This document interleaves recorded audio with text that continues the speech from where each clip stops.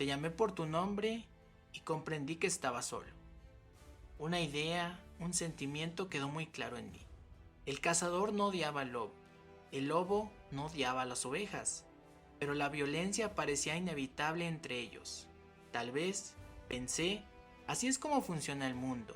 Van a cazarte y a matarte solo por ser quien eres. Al final de esta película, vemos a un hombre mirando el ocaso mientras una lágrima se desliza por su mejilla. La realidad es que no es un hombre al que observamos, sino una criatura, una cosa o un experimento. Cierto es también que esa puesta de sol se repetirá en su vida una y otra vez, pues es un ser inmortal y esa condición será la que hará que dicha puesta de sol se repita en su vida tantas veces como sus ojos volteen a observar el horizonte. La lágrima que rueda por su mejilla quizá representa la soledad a la que está destinado, pues por más que tenga la capacidad de amar, la realidad es que verá morir a sus seres queridos una y otra vez. Hay un amargo engaño detrás de la inmortalidad y también una dulce verdad detrás de la muerte. Pongamos por caso el hecho de que la inmortalidad fuera posible.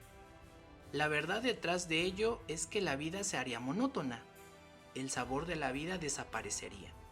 Imagínate tirado en la cama un día cualquiera de un año cualquiera. Podría ser 1650, el año 3738. Da igual, porque al final el resultado de levantarte o no de tu cama es el mismo. Sabes que no vas a morir, así que no tienes que vestirte. No tienes que salir en búsqueda de comida, ni la humanidad tiene que realizar investigaciones sobre la posible cura de una enfermedad. Tampoco la humanidad tiene la necesidad de dejar algún legado a las generaciones futuras porque es irrelevante. Ahora bien, todo eso cambia con la dulce verdad detrás de la muerte, pues todos los ejemplos que mencionamos anteriormente comienzan a adquirir sentido. Nos levantamos de la cama porque sabemos que en algún momento del día tendremos hambre.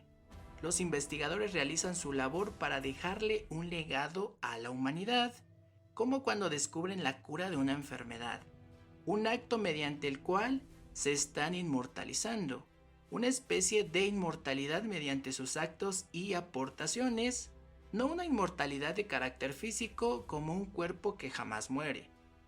Contamos con un periodo de tiempo en el cual tenemos la oportunidad de realizar lo que queramos. Los ejemplos son vastos, como estudiar una carrera, formar una familia, tener hijos, plantar un árbol, escribir un libro, hechos en los cuales nuestra vida adquirirá un sentido, el sentido de la vida o la razón de ser. Quizá para algunos la razón de ser sea ascender las montañas más altas del mundo, para otros coleccionar hojas de los árboles. Están los que capturan el mundo a través de fotografías y un sinfín de sentidos de vida más. Frankenstein es precisamente esa película que aborda estos temas y nos enseña que para tener una muerte digna hay que tener una vida plena. Cosa que no sucedió con aquella persona que creó a Frankenstein, un hombre que en su papel de médico quiso compararse con los dioses y en su afán de hacerlo sabía perfectamente que no podía crear vida, pero intentó por todos los medios encontrar el secreto de la inmortalidad. Frankenstein es una abominación, una criatura, un monstruo, ensamblado a partir de partes de distintos cadáveres, y que mediante la electricidad le es regresada la vida y con ella la inmortalidad.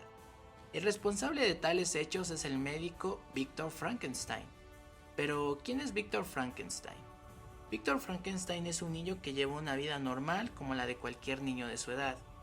Está al cuidado de su madre mientras su padre se encuentra fuera de casa en sus largos viajes. Y es precisamente su padre quien lo hace diferente de todos los demás, ya que es un médico prestigioso. Todo en su vida transcurría de lo más cotidiano hasta que su madre queda embarazada y en el nacimiento de su hermano menor pierde la vida. El profundo amor que sentía por su madre queda manchado por el dolor y a partir de ahí algo dentro de Víctor cambia para siempre. Pues ¿cómo es posible que los seres que más amamos tengan que morir?, se pregunta a sí mismo. El tiempo pasa y con la muerte de su padre, su hermano menor William y Víctor se separan. William es enviado a Viena y Víctor se traslada a Edimburgo, donde aprenderá todo lo que su padre sabía sobre medicina y mucho más con el objetivo de poder lograr su cometido. En 1855, Victor Frankenstein presenta el avance de sus investigaciones en el Colegio de Medicina, donde expone el movimiento espasmódico por medio de la corriente eléctrica. También revela que el flujo de energía por medio del cuerpo obedece a una noción llamada chi, la chispa o fuerza vital, lo que supuestamente da vida a un cuerpo. Para ello, presenta el tronco de un cadáver que puede atrapar una manzana, demostrando con ese acto que el cadáver resucitado tiene voluntad propia. Ante tal demostración, el público queda asombrado, pero la audiencia rechaza sus actos y menciona que si Dios es quien da la vida, debe ser él mismo quien deba quitarla, por lo que tachan a su trabajo como un sacrilegio, una abominación y una obscenidad. Si bien su demostración fue rechazada, la realidad es que su investigación era todavía precaria, pues la fuerza vital en la que trabajaba tenía apenas una corta duración de tiempo.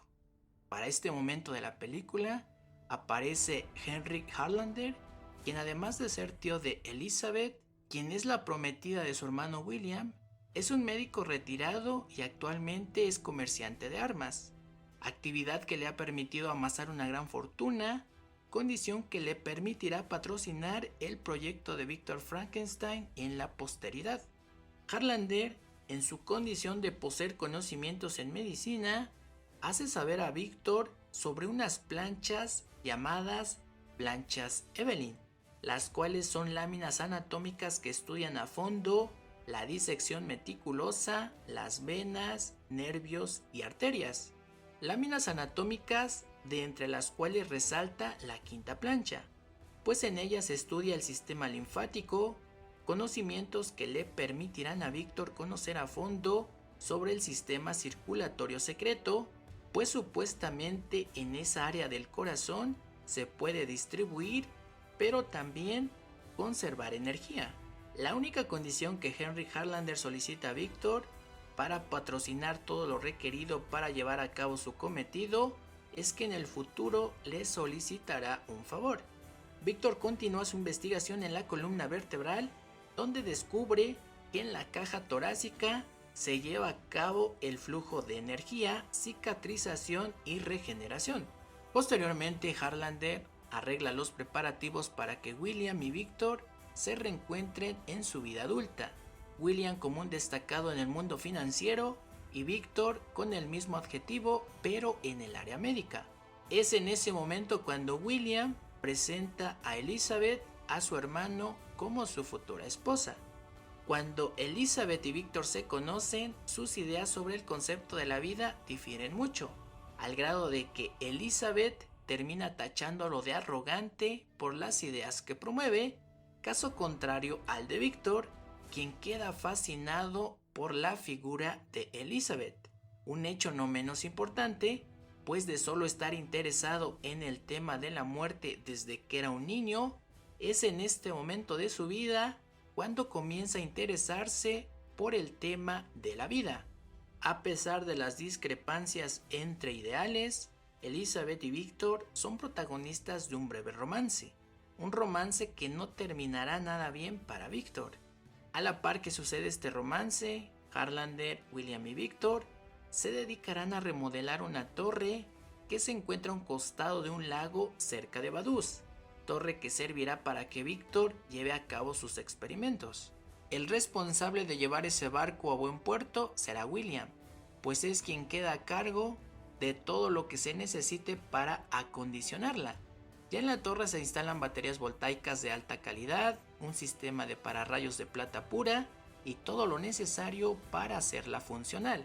Víctor, al estar involucrado en este romance, desatiende su objetivo principal, hecho que el tío de Elizabeth no pasa desapercibido y le menciona que la guerra está a punto de terminar y si antes de que esta concluya no termina su objetivo, entonces pasarán a la historia como los que jamás existieron y serán olvidados.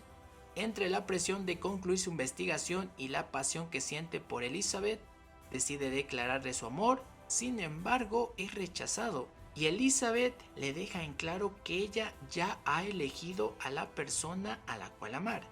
Víctor, al saber esto, queda confundido y herido sentimentalmente. En medio de esa desilusión amorosa, la buena suerte toca su puerta y descubre la fórmula que había estado buscando todo el tiempo. A marchas forzadas se dedica a ensamblar el cuerpo de su futura creación con cadáveres que obtiene de la cosecha de la guerra. En especial, se dedica a seleccionar cuerpos grandes con extremidades largas, puesto que la escala facilitaría las cosas. Cierto día, cuando una tormenta se aproximaba a la torre, Víctor descubre que el tío de Elizabeth está contagiado de sífilis, y es por ello que estaba sumamente interesado en el tema de su investigación sobre la inmortalidad, pues pretendía que en algún momento fuera él a quien se le concediera esa oportunidad, y justamente en ese momento Harlander quiere ser quien ocupe el puesto en su experimento. Sin embargo, es rechazado, pues le menciona que la sífilis ya ha contaminado su cerebro y ya no hay nada que se pueda hacer. En medio de dicha disputa, Víctor sube al pararrayos para aprovechar la electricidad y justamente cuando está descendiendo aparece Harlander y le suplica que sea él a quien deba dar la inmortalidad. Harlander, al ver su negativa, se interpone en medio de sus actos para frustrarlos. Sin embargo, comienzan un forcejeo que en medio de la lluvia y en un accidente, Harlander resbala y muere. Sin embargo, su muerte no es algo que preocupe a Víctor, ya que como reza el dicho popular de que el fin justifica los medios, él sigue con su objetivo principal, el cual es darle vida a su trabajo. El pararrayos atrae una descarga eléctrica y esta se transmite al cuerpo de la criatura, que al fin estaba terminado, el cual solo estaba a la espera de esa chispa que le diera vida. El proceso se concluye, pero Víctor se percata que el cuerpo no se mueve, entonces da por concluido que todo lo que había hecho había sido en vano. Consumido por el cansancio y el estrés de muchos días de trabajo, se va a la cama frustrado. Sin embargo, un giro inesperado ocurre, pues es despertado de su sueño nada más ni menos que por la criatura. Lo había logrado. El doctor Victor Frankenstein había logrado dar vida a ese montón de piezas humanas obtenida de los cadáveres. Es a partir de aquí cuando lo más interesante de la película sucede, pues al percatarse del aspecto de su creación, algo en ella no encajaba con la naturaleza de las cosas existentes en el mundo. Se sentía antinatural. La criatura era torpe y sus movimientos igual lo eran. Entonces comprende que la criatura es una tabula rasa y dentro de su cerebro no existen recuerdos algunos, así que le enseña que él es su creador y se llama Víctor. Los hechos anteriores serán lo único que aprenderá durante el tiempo en que ambos se relacionan. Víctor se desespera y más que eso le teme a lo que ha creado, por lo que lo encadena y lo mantiene aislado y lejos de él. En ese momento de la historia, William y Elizabeth visitan la torre. Sin embargo, para Víctor es una visita non grata, pues justamente ahora que había logrado su creación, no quiere que lo sepan. Cuando Elizabeth y William preguntan por Harlander, Víctor les miente y menciona que él desconoce su paradero.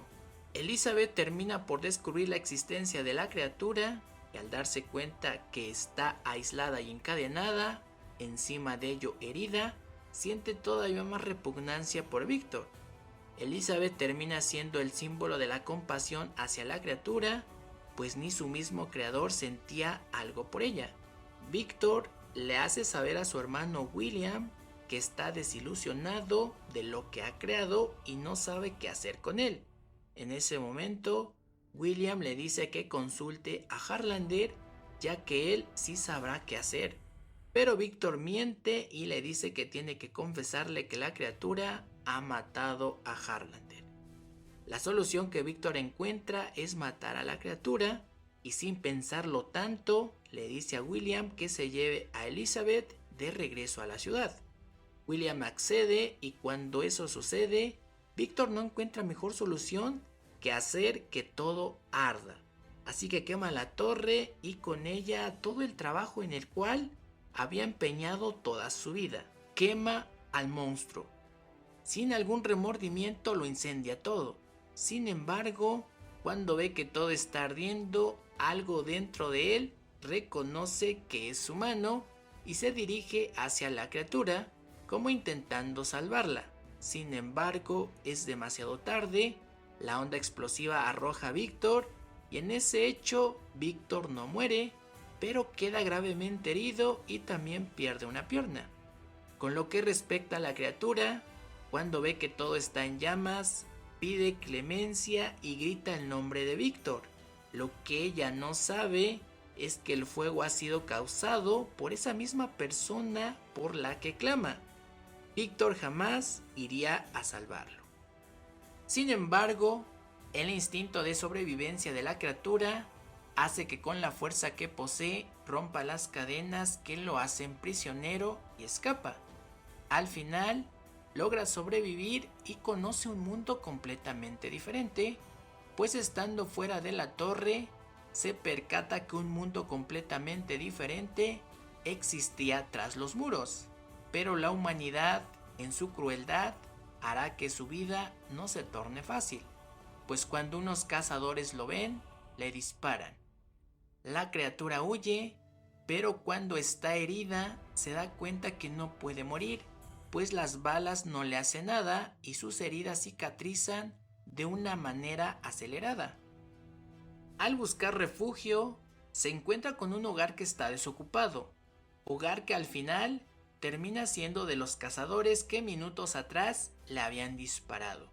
Cuando esa familia se instala de nuevo en su hogar, después de haber emigrado por un tiempo, los cazadores le comentan al resto de la familia que se han encontrado con algo que parecía humano, pero que no era realmente un humano. Sin embargo, le perdieron el rastro. Lo que ellos desconocían es que esa criatura se había escondido en el granero de su propia casa y ahí viviría por mucho tiempo. Sin embargo, la criatura nunca sería un signo de amenaza. Al contrario, sería ella misma quien a escondidas y por las noches les ayudaría en muchas de sus actividades. Pues aunque no era de la familia, el hecho de escuchar sus dificultades y compartir sus alegrías al otro lado de la pared, la criatura se sentía como si formara parte de esa familia. Dentro de la familia existía un anciano, el cual era invidente. Al ser el símbolo de la sabiduría, desde el primer momento notó su presencia. Sin embargo, nunca sintió maldad o amenaza alguna de su parte hacia su familia, por lo que jamás dijo algo sobre él. Cuando el anciano compartía sus conocimientos con su nieta Ana María, la criatura estaba atenta a todo y así fue como descubrió que los humanos usaban el lenguaje para comunicarse. Este mismo hecho le hizo profundizar sus conocimientos sobre el mundo, aprendió a leer y posteriormente se cuestionó por las preguntas más profundas de la vida. Con la llegada del invierno, la familia tenía que emigrar. Sin embargo, el abuelo decide quedarse a agradecer a la madre naturaleza. Una vez estando solos, la criatura decide presentarse ante el anciano. Sin embargo, no sabe si será bien recibido o todo lo contrario. Al final lo hace y el anciano lo recibe de la mejor manera. En su papel de sabio, le enseña todo sobre el mundo, hacen lecturas y conversan sobre la vida. Después de que la criatura ha aprendido ya bastante, siente la necesidad de saber quién es y de dónde viene, algo que quizá no debió nacerle, pues en esa búsqueda se entera de su triste verdad, la cual ya todos conocemos, pues es una desgracia, una abominación, un desecho, un monstruo. En su regreso, se da cuenta que el anciano ha sido atacado por los lobos y se encuentra gravemente herido. Antes de morir, la criatura le hace saber sobre su origen, en una muestra de humanidad del anciano hacia la criatura, le menciona que para él no es un monstruo, sino un amigo. En ese momento aparecen los familiares y suponen que ha sido él quien lo ha matado, por lo que le disparan y queda gravemente herido, tirado en la nieve. A pesar de perder el conocimiento por muchos días, logra reponerse y sus heridas, por más profundas que son, logran sanar. Cuando al fin da con el paradero de su creador, ese día es la boda entre William y Elizabeth. La visita que la criatura hace hacia Víctor no tiene otro objetivo más que hacerle una petición, que Víctor crea una compañera para él, pero en lugar de comprenderlo, lo que hace es burlarse de su petición y tratarlo como una obscenidad. En una acalorada discusión comienza una pelea. Elizabeth escucha el ruido y al entrar descubre que la criatura está viva, pero en un acto de ira, Víctor toma un arma y le dispara.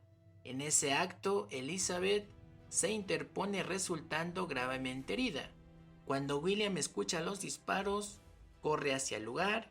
Al llegar, Víctor le menciona que la criatura ha sido quien ha disparado a Elizabeth. En ese momento la criatura enfrenta a todos los que lo atacan y en una de esas acciones arroja a William, provocándole un golpe en la cabeza que le provoca la muerte. Víctor se dispone a salvar a su hermano, pero este se niega y en su lecho de muerte le dice que el verdadero monstruo siempre ha sido él. La criatura huye del lugar, llevándose entre sus brazos a Elizabeth. Cuando Elizabeth está a punto de morir, le menciona su amor hacia él, dejándolo para siempre, completamente solo en este mundo. Víctor aparece en ese momento dispuesto a matarlo. Le dispara, pero la criatura le hace entender que no puede morir, así que lleno de ira por primera vez en toda su existencia, le dice a Víctor que será él quien a través de hacerlo sufrir lo volverá humilde, sentenciando que si él ha sido su creador, a partir de ese momento la criatura será su amo. La criatura deja mal herido a Víctor, causándole gran dolor y huye del lugar. Después de ello, el único propósito en la vida de Víctor será tratar de matarlo, y es en ello en lo que emplea el resto de su vida. Lo sigue hasta los lugares más inhóspitos de la tierra, hasta que un día Víctor encuentra a la criatura en el Polo Norte. La criatura se acerca a Víctor y en sus términos le hace entender que es un ser inmortal. Por más daño que éste le cause, jamás podrá matarlo. Víctor intenta matarlo con dinamita. La realidad es que es más grave el daño que Víctor se causa a sí mismo que el daño que puede causarle a la criatura. En ese momento, una tripulación danesa que realizaba una expedición en el Polo Norte escucha las explosiones y salvan a Víctor Frankenstein, quien está mal herido, pero de igual modo lo está la criatura. Así que aprovechan ese tiempo para trasladar a Víctor a bordo. Cuando este recupera el conocimiento, les narra la historia detrás de lo que acababa de suceder. Mientras eso sucede, la criatura intenta ingresar al barco por Víctor. Sin embargo, el capitán junto a sus hombres se lo impiden. Pero eso solo retrasa las cosas, pues al final la criatura llega a donde Víctor se encuentra y al escuchar lo que su creador está narrando, él se pone a disposición de narrar su propia historia desde lo que él vivió. Al final, la criatura termina perdonando a Víctor a pesar de todos sus actos, y Víctor, en su lecho de muerte, termina reconociéndolo como su hijo, dejándole como consejo que lo único que le queda es vivir. Algunas de las conclusiones que podemos sacar de Frankenstein son las siguientes. La criatura es un ser que no posee un nombre por el mismo hecho que no posee una identidad, pues como ya sabemos es un amasijo de cadáveres. Víctor Frankenstein, al ver su creación, queda horrorizado. En este punto quizá deberíamos preguntarnos qué pasó por la mente de nuestro creador cuando creó la vida. Habrá estado satisfecho o también quedó desilusionado. El error de Frankenstein en realidad no fue haber creado un monstruo, sino no haberle brindado el amor que requería. ¿Cuántas personas en el mundo se desvían por los caminos incorrectos de la vida al no ser amados y educados? Quizá este sea uno de los mensajes en Frankenstein: abandonar a los hijos cuando más cuidados necesitan de ti. El camino más fácil que encontró fue optar por matarlo. Aquí cabe preguntarse quién es en realidad el verdadero monstruo, el ser que fue creado o el ser que creó. A veces hablamos tanto de los monstruos y les colocamos bastantes adjetivos que al final nos olvidamos de la verdad. ¿Por qué la criatura sobrevivió al incendio? Por un acto de sobrevivencia podría ser, pero tuvo miedo, y ese miedo fue lo que termina salvándolo de ser quemado. Pero ¿cómo es posible que un monstruo sienta miedo? Cuando la criatura está a punto de ser arrasada por el fuego, siente un profundo sentimiento de soledad. Entonces, ¿cómo es que funciona la soledad? ¿Como un sentimiento negativo o un sentimiento positivo? La película está repleta de frases que incitan a la reflexión. A continuación, te comparto las que a mi consideración contienen una carga de mayor profundidad. ¿Qué clase de criatura es esa? ¿Qué demonio perverso la creó? Yo lo hice, es mi creación. Peso promedio del corazón masculino, de 9 a 11 onzas, padre. ¿Y el femenino entonces, cuánto? De 8 a 10 onzas. ¿Por qué supones que sea el cambio de masa en el corazón femenino? ¿Emociones profundas? ¿Su tendencia a la melancolía? Masa, volumen en la sangre, padre. Irrigación muscular. Bien dicho, no hay un elemento espiritual en los tejidos y no hay emociones en un músculo. Por favor, describe la función principal de la válvula tricúspide.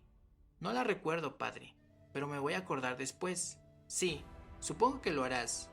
El marfil no se desangra, Víctor. La carne sí. Para cuando te vuelvas a acordar, tu paciente falleció.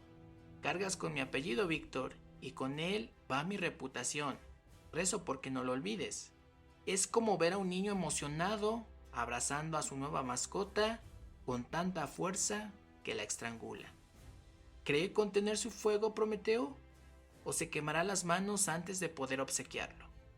Las ideas no valen por sí mismas, en mi opinión. Esta guerra, por ejemplo, pues honor, nación, valor, sin duda, son ideas muy elevadas y loables por sí mismas. Sin embargo, hay hombres muriendo por ellas, en condiciones poco elevadas y loables, con la cara en el lodo, ahogándose en sangre, en un sufrimiento mortal. Eran padres, hermanos o hijos amados por alguien, alimentados, aseados, cuidados y educados en el mundo por sus madres, solo para morir en un campo de batalla, lejos de quienes provocan esas tragedias. Esos permanecen en casa, lejos de la sangre y las bayonetas, su piel sin mancillar, sus mantas limpias y cálidas. Eso es lo que pasa cuando los arrogantes fomentan ideas.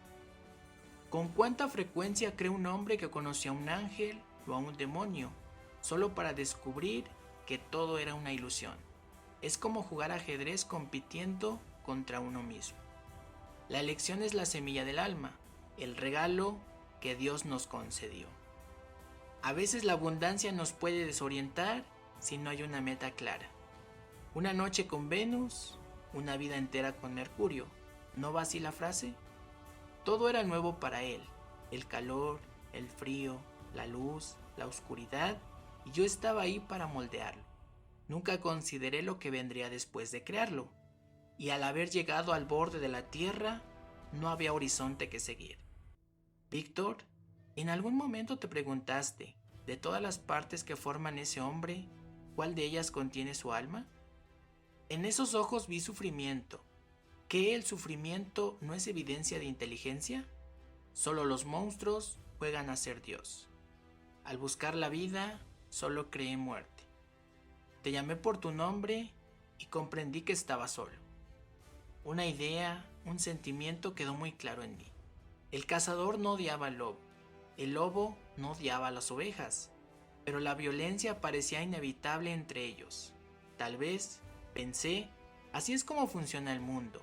Van a cazarte y a matarte solo por ser quien eres. Para concluir les dejo una reseña extremadamente breve sobre Guillermo del Toro, pero con ella podrás dimensionar todo su trabajo.